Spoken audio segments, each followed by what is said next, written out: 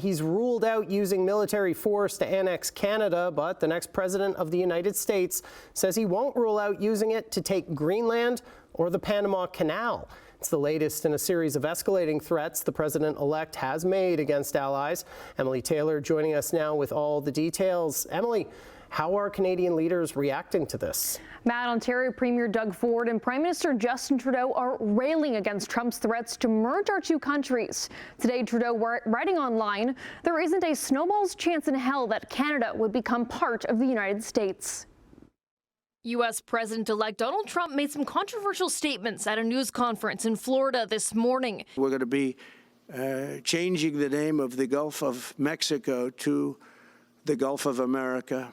And even suggested he would use military force to acquire Greenland and Panama, two nations he's had his eye on. His son landing in Greenland for a visit today. Can you assure the world that as you try to get control of these areas, you are not going to use military or economic coercion? No. But when it came to Canada, Trump said he would use a different method. Are you also considering military force to annex and acquire Canada? No. Economic force, because Canada and the United States, that would really be something.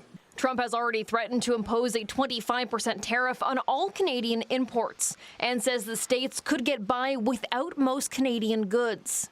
We don't need the cars. We don't need the lumber. We don't need the dairy products. So why are we losing $200 billion a year and more to protect Canada? He says he wants to stop subsidizing Canada through trade, something economists say isn't happening. And again repeated his claim that Canada and the United States should merge, which he posted on Truth Social yesterday following Justin Trudeau's resignation as Prime Minister. You get rid of that artificially drawn line, and you take a look at what that looks like.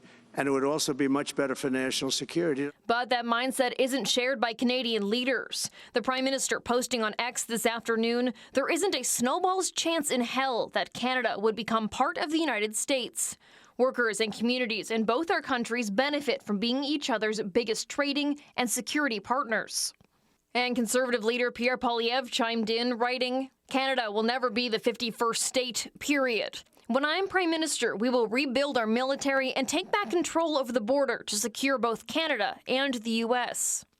Meanwhile, Ontario Premier Doug Ford has been on the offensive, appearing on CNN and BBC last night. You know something, it's just not realistic.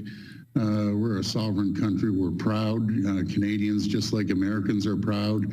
What I want to do is make sure that we build a fortress AMCAN. Ford is hoping to appease one of Trump's demands, strengthening the border. Today, the government announced it's adding more resources like K-9 units and commercial vehicle inspections to crack down on illegal border crossing, guns, and drugs. And Ford's not the only premier making the rounds on American media. Alberta Premier Danielle Smith appeared on Fox News to talk tariffs last night. I really hope that Alberta can play a role in helping the U.S. to achieve their aspiration of energy dominance.